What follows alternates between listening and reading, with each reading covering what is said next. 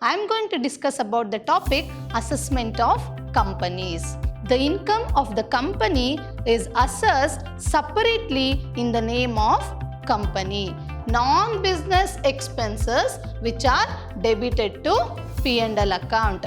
The following is the P&L account of Deccan Sugar Mill Limited. Donation to political party. It is not a business expenses.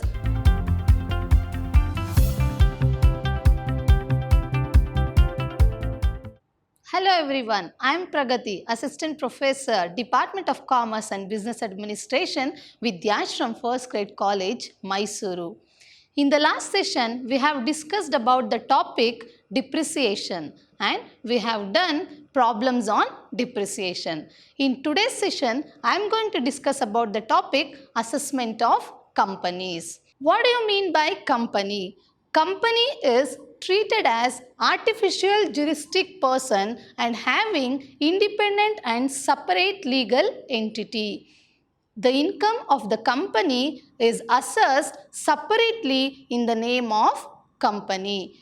So, company is required to pay the tax on every single rupee of its income, and company cannot claim any deductions which are available for individual, HUF or firm. Now we will see the format for computation of company's income or business income. First we have net profit as per P&L account, and we have to add disallowed items to net profit. What are the disallowed items? See, non-business expenses which are debited to P&L account. In the company's P&L account, they have debited non-business expenses or some personal expenses they have debited in the P&L account. That non-business expenses we have to add back. Means that is disallowed item. So we should add non-business expenses item. Then second one, business income which are not credited to P&L account. Some business incomes they have not credited to P&L account. That item we should disallow it. We have to add back. Then any provisions. Is there any provisions in the P&L account? We have to add. Then any reserves. Any reserves, it is disallowed. So we have to add. Then excess depreciation or depreciation debited in P&L account. Is there any excess depreciation? So we have to disallow the excess portion. Then overvaluation of opening stock and undervaluation of closing stock. Is there any overvaluation of opening stock or undervaluation of closing stock? We have to disallow that item. Next, less allowable expenses given in the adjustments and other heads of income. So, is there any allowable expenses which are in the adjustments? They have not taken in the debit side of the P&L account. That items should be deducted. And is there any other heads of incomes? So other heads of incomes for business is income from salary or income from house property, income from capital gain and income from other sources. These are the other heads for income from business. So is there any income from these four heads? We have to deduct it. That is, they are other heads of income which are credited to P&L account. Then allowable expenses which are not debited to P&L account. See, is there any allowable expenses to business? Means any business expenses which are not debited to P&L account, then we have to deduct that item. Then depreciation as per IT Act. So this adjustment is given in the adjustment. So we have to deduct the depreciation as per IT Act. Then undervaluation of opening stock and overvaluation of closing stock. We have to do the deduction. Now we will solve the problem. The following is the P&L account of Deccan Sugar Mill Limited for the year ended 31st March 2019. So they have given P&L account of Deccan Sugar Limited. See, opening stock, it is related to business. Then purchases, it is related to business. We have to identify non-business items. So this is debit side and this is credit side. In the debit side, we have to identify the non-business expenses. If it is non-business expenses, we have to add that items to net profit. So here opening stock, it is business item. Then purchases, this is also business expenses. Salaries, it is business expenses. RBD means reserve for bad debts.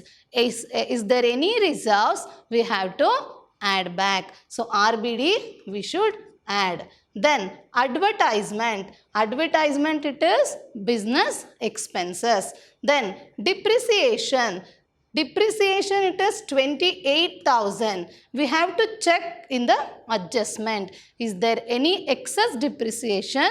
So we have to disallow it. We'll check it. It is in the adjustment. Allowable depreciation as per IT rules, it is 25,000. But in the balance sheet, they have recorded 28,000.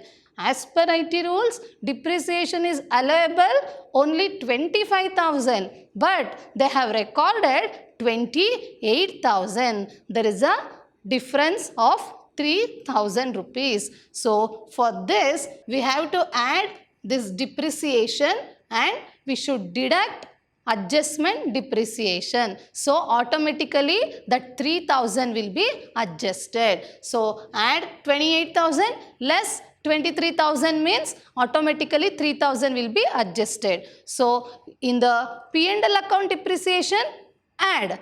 In the adjustment depreciation, you should deduct. Then sales tax or GST, it is allowable expenses, means business expenses. Next, director fees, business expenses, underwriting commission. Underwriting commission and preliminary expenses, we have to disallow only 80% because 20% it is allowable. Underwriting commission and preliminary expenses. Then only how much disallowed? 80%. So add 80%. Then excise duty, it is related to business. Bad debts, so it is allowable.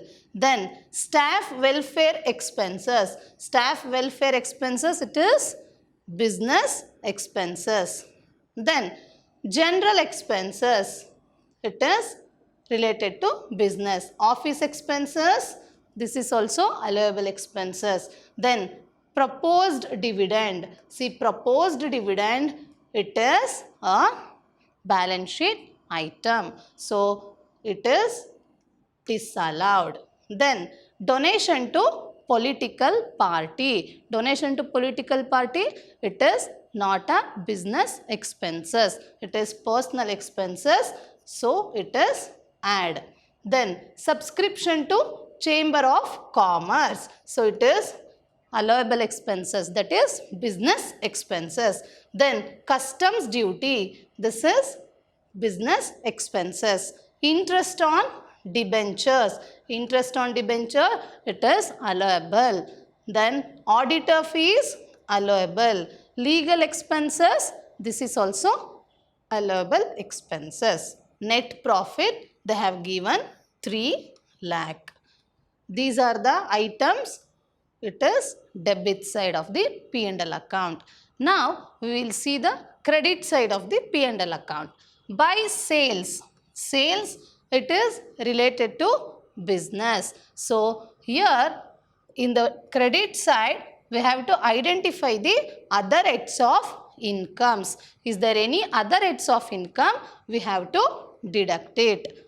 So, closing stock, business related, rent of staff quarters. Rent of staff quarters how much? 1,20,000. There is an adjustment regarding this. It is staff quarters are let out in the interest of business. So, it is a business income, nothing to do. Then, interest on bank deposits. So, interest on bank deposit, it is not a business income. It is other source income. So, any other heads of income, we have to deduct it. Then, discount received. Discount received means it is related to business, nothing to do. Then LTCG. LTCG, it is income from capital gain. So, we have to deduct it.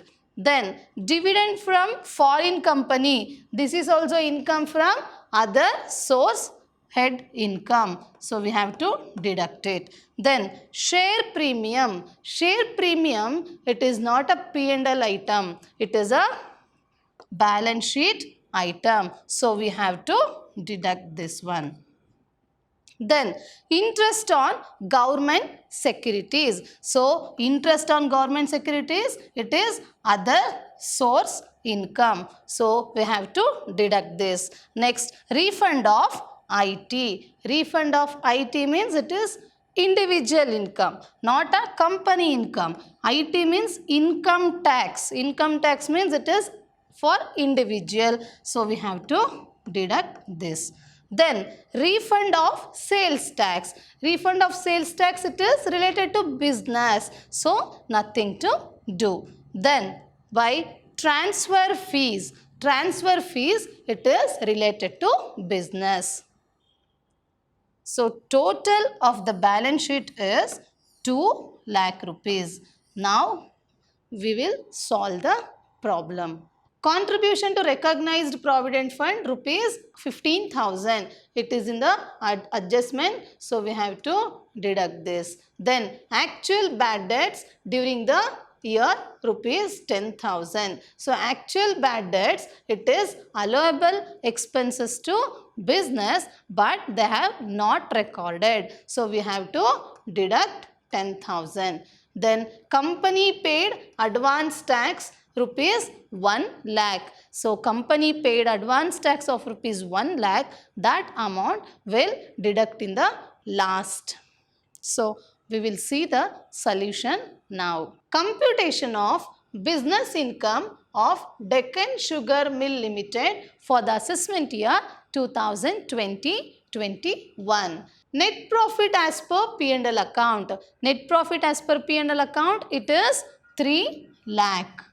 Then we have to add disallowed items. So, disallowed items, they are in the P&L account. See, reserve for bad debts, it is disallowed items. How much it is? 15,000. Then depreciation 28,000 in the P&L account. But as per IT rules, it is 25,000. So, this 28,000 we have to add back. Then sales tax, it is allowable. Underwriting commission. So, underwriting commission how much? 25,000. So, we have to disallow only for 80%. So, 20% is allowable, means 80% it is disallowable. So, 25,000 into 80%, it is 20,000 disallowed. We have to add it. See, RBD how much? 15,000. Depreciation 28,000. Underwriting commission how much it was? It was 25,000 into 80%. It is 20,000. Then bad debts 7,500 in the P&L account, but in the adjustment they have given 10,000. So, 7,500 add 10,000 less. So bad debts 7,500. Then proposed dividend. So proposed dividend, it is disallowed item 1,60,000. Then donation to political party, it is non-business expenses. So we have to add 10,000. So 15,000, 28,000, 20,000, 7,500, 1,16,000 and 10,000, it is 1,96,500. So 3 lakh plus 1,96,500, it is 4,96,500. Now we have to deduct the allowable expenses and other heads of income. So allowable expenses are, they are in the credit side of the P&L account. So interest on bank deposit, we have to deduct it. Then long term capital gain, dividend from foreign company, share premium, interest on government securities and refund of IT. So it is interest on bank deposit because it is other heads of income, LTCG other head of income, dividend from foreign company 22,000 other head of income, share premium, it is balance sheet item. Then interest on government securities, it is other head of income, refund of IT, it is individual income, so 8,000. Then allowable depreciation, so here depreciation, it is 28,000, allowable depreciation is only 25,000, so 25,000 we have to deduct it. Then contribution to RPF, it is 15,000. Then actual bad debts, it is 10,000. So here bad debt 7,500 but actual bad debts was 10,000. So 7,500 add 10,000 less. So all the adjustments also over. Then total of these, it is 4,45,000. From 4,96,500 we have to deduct 4,45,000. So we'll get 51,500 as business income. So business income is, it is 51,500. Now we have to calculate the total income. Computation of total income for the assessment year 2021. So total income means we have to add all the heads of income. So income from salary. Here is there any income from salary? No, it is a company. There is no income from salary. It is nil. Is there any income from house property? No, there is no income from house property. So it is nil. Then income from business. So income from business, how much we got? Income from business, it is 51,500. So income from business, it is 51,500. Then income from capital gain. So it is in the P&L account. See, income from long term capital gain, how much? 1,80,000. 1,80,000 LTCG. Then interest on bank deposit. They are all income from other source head. So these items are in the P&L account. Interest on bank deposit, how much? 40,000. Then dividend from foreign company 20,000. Then interest on government securities 20,000. So total it is 82,000 from income from other sources. Now we have to add these items. We'll get 3,13,500. Now we have to deduct the deduction under chapter 6A. So we have to deduct deduction under chapter 6A. Here 80G deduction is there. 80G means donation to political party. The company has given donation to political party of rupees 10,000. So that amount we have to deduct it under deduction under chapter 6A.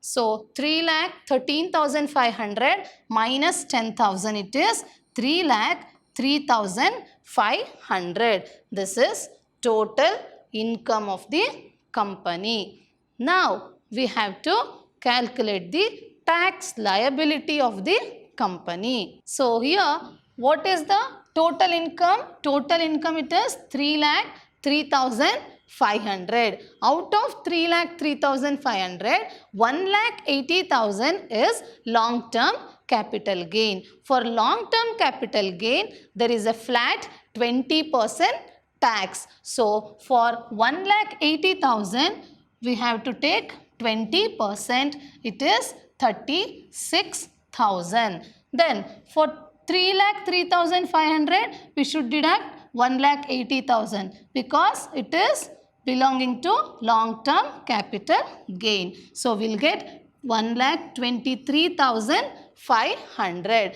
For 1,23,500, it is 30% flat tax rate for the company. So 1,23,500 into 30%, it is 37,050. Now total these two will get 73,050 rupees. Now we have to add education cess of 4%. So 73,050 into 4%, it is 2,922. So 73,050 plus 2,922, it is 75,972. The company has paid advance tax of rupees 1 lakh, that is given in the adjustment. Here company need to pay how much? 75,972 rupees tax. But the company has already paid advance tax of rupees 1 lakh. So the company need not to pay tax again because company has already paid excess tax. It is tax only 75,972. Advance tax paid how much? 1 lakh. So net tax payable will be nil. By this, I would like to conclude this topic. You may expect 20 marks in your examination. So try to solve many problems. All the very best. Thank you so much.